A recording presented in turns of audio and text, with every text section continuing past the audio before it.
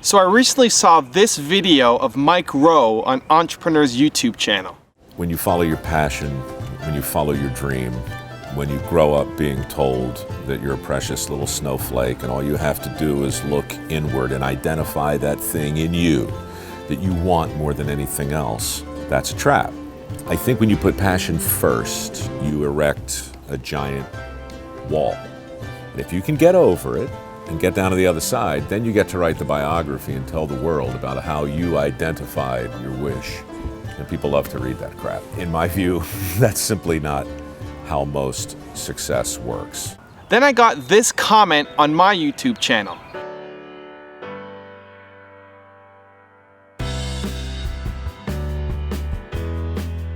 What do I think? I think you should be careful who you're taking advice from. Here's who I listen to. People say you have to have a lot of passion for what you're doing, and it's totally true. And the reason is because it's so hard that if you don't, any rational person would give up. It's really hard, and you have to do it over a sustained period of time. So if you don't love it, if you're not having fun doing it and you don't really love it, you're going to give up.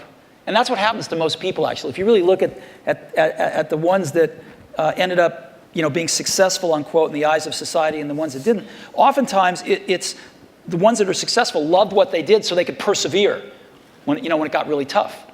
And the ones that didn't love it quit because they're sane, right? Who would want to put up with this stuff if you don't love it? So it's a lot of hard work, and it's a lot of worrying constantly.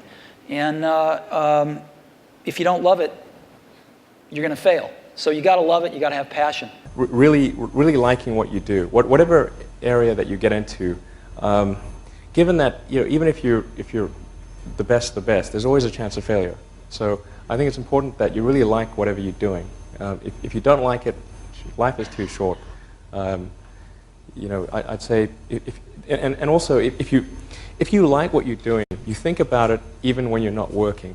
I mean, it's something that your mind is drawn to, and if you don't like it, you just really can't make it work, I think. My advice would be the same for any kind of entrepreneur, and that is make sure that you are focused on something you're passionate about.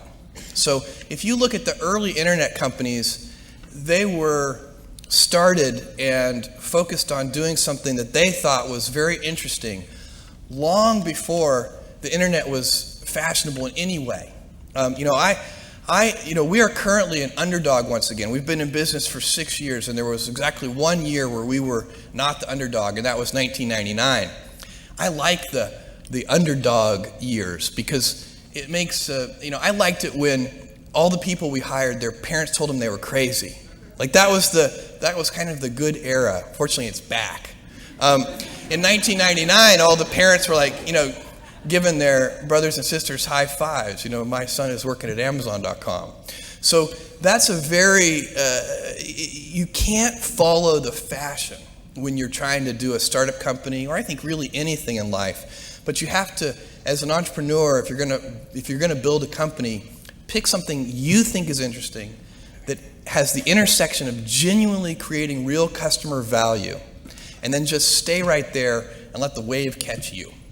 Everybody has a calling, and your real job in life is to figure out as soon as possible what that is, who you were meant to be, and begin to honor that in the best way possible for yourself.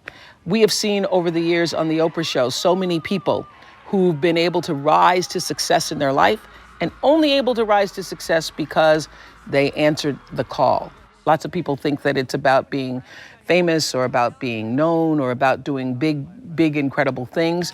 What you're going to hear today and see through the stories is that sometimes the calling is right in your own neighborhood. Sometimes the calling is something that was just a whisper to you. And when you begin to honor that whisper and to follow that, you end up being the best that you could be.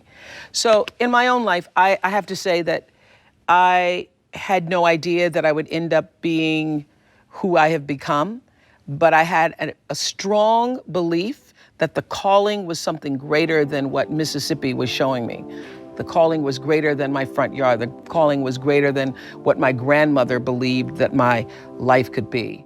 In your book, The Art of the Deal, you said that money really isn't that important. It's just a means of keeping score. It's playing the game that excites you.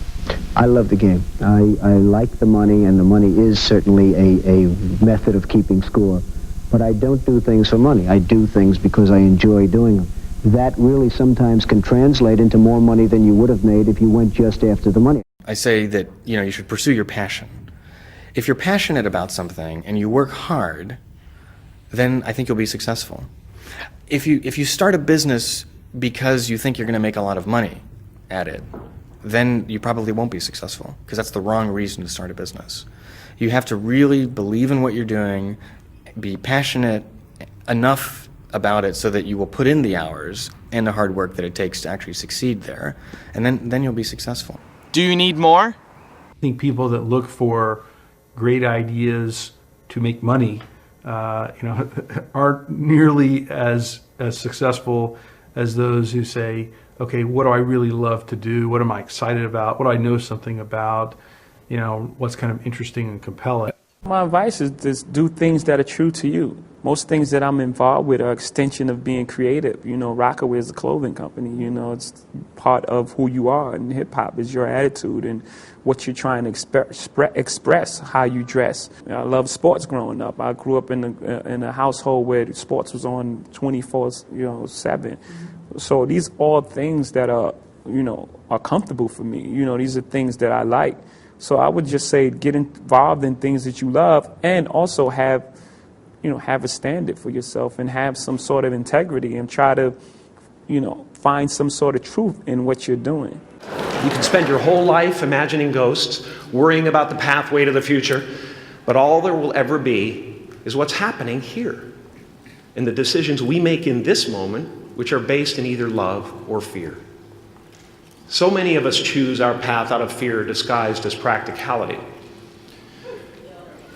What we really want seems impossibly out of reach and ridiculous to expect, so we never dare to ask the universe for it. I'm saying I'm the proof that you can ask the universe for it.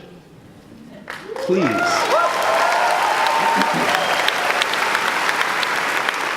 And if it doesn't happen for you right away, it's only because the universe is so busy fulfilling my order.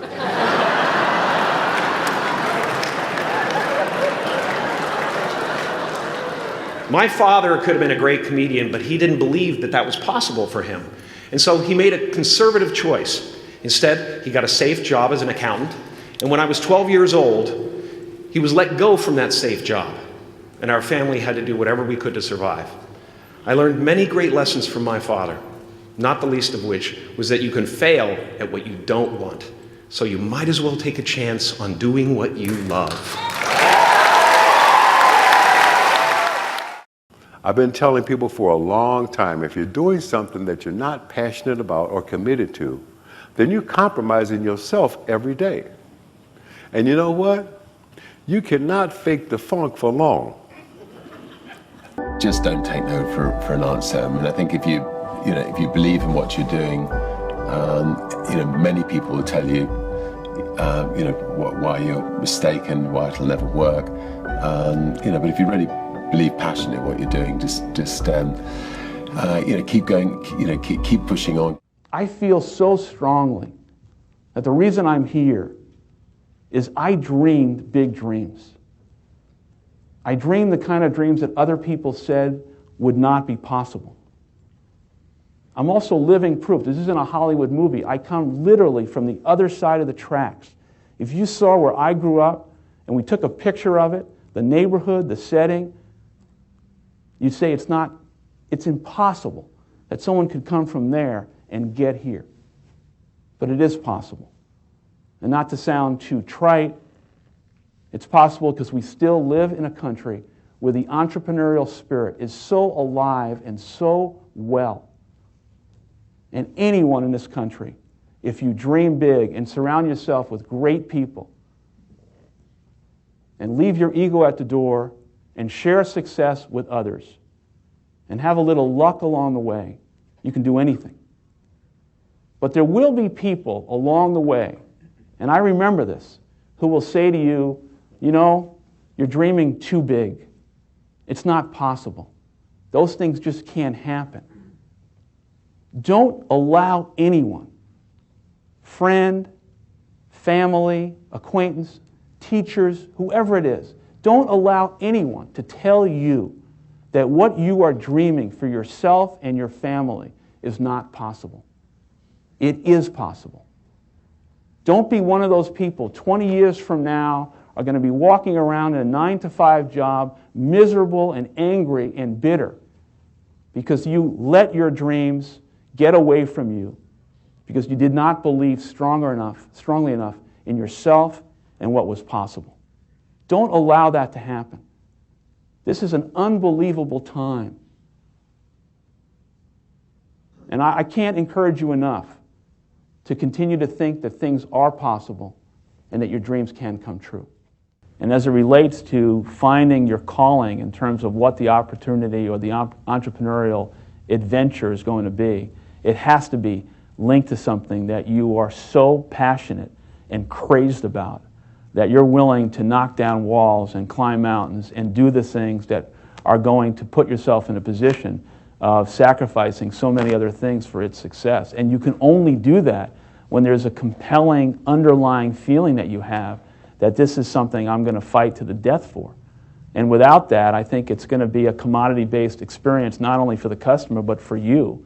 And I think you can't really succeed at the levels that you want to unless you find that thing that you're so passionate, excited, and in love with. And I think because you've got to, along the way, you're going to have to convince so many other people to believe in you and the idea and the opportunity and the struggle and the obstacles that are going to come can only be overcome by this passion that you have in which you're going to be able to get people to follow you over those hurdles. I know it sounds a little bit sophomoric, but it's so true. So does that answer it for you?